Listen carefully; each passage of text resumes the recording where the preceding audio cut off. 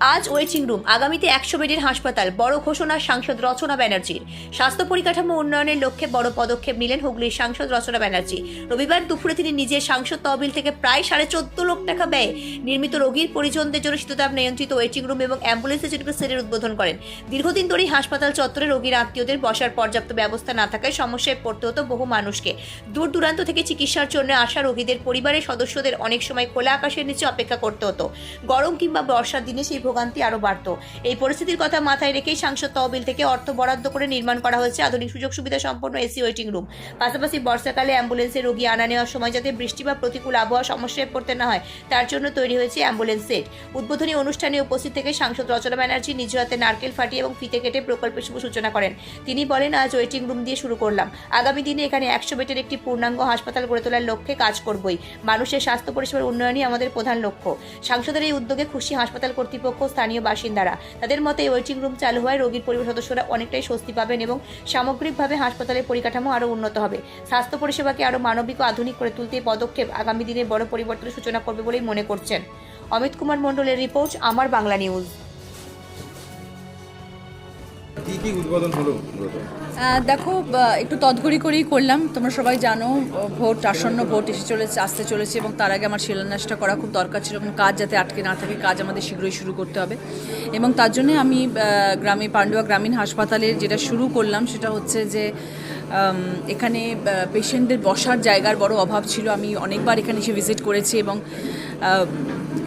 অনেক কিছু চাহিদার মধ্যে এটি একটি প্রয়োজনীয় চাহিদা ছিল যে যারা পেশেন্টরা ভেতরে ভর্তি থাকেন তাদের পরিবার পরিজনদের বসার একটুখানি কষ্ট হতো। এত গরমের মধ্যে তারা দাঁড়িয়ে থাকতো, অনেকে ফুটপাতে বসে থাকতো, অনেকে চাতালের মধ্যে বসে থাকতো।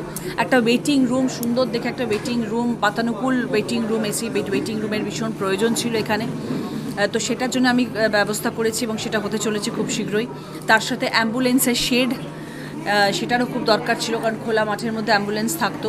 তো সেই জন্য অ্যাম্বুলেন্সের শেড করা হলো এবং সামনেটার পুরো ঢোকার মুখে সামনে জায়গাটার একটুখানি বিউটিফিকেশন করা হবে। সেই জন্যে আজকে সেটারই শিলান্যাস হলো এবং খুব শীঘ্রই কাজ শুরু হবে।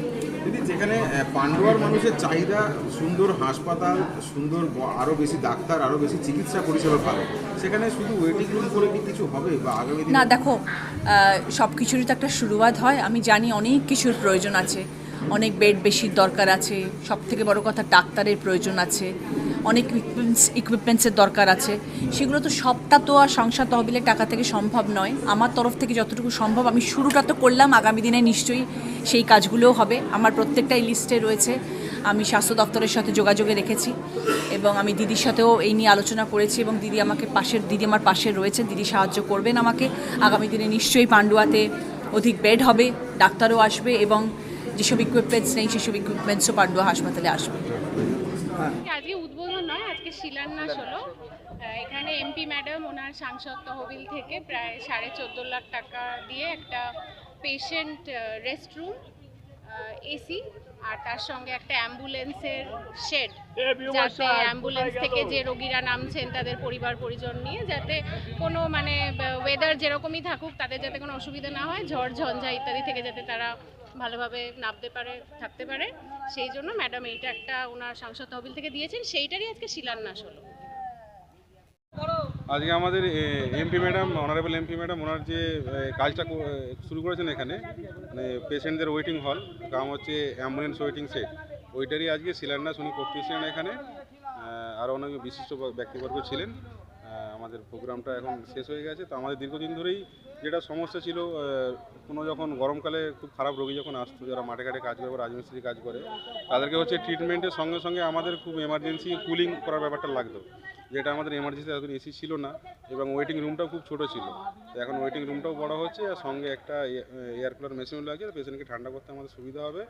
আর পেশেন্টরা যখন নামতো বর্ষাকালেতে অ্যাম্বুলেন্স থেকে, তখন হচ্ছে ওদের গায়ে জল টল পড়তো, ফলে একটা প্রবলেম হতো। এখন হচ্ছে অ্যাম্বুলেন্স সেট হওয়ার ফলে পেশেন্ট যখন নামবে সরাসরি গায়ে কোনো জল বা রোদ এগুলো লাগবে না, যার জন্য আমাদের রোগীরা খুব উপকৃত হবে।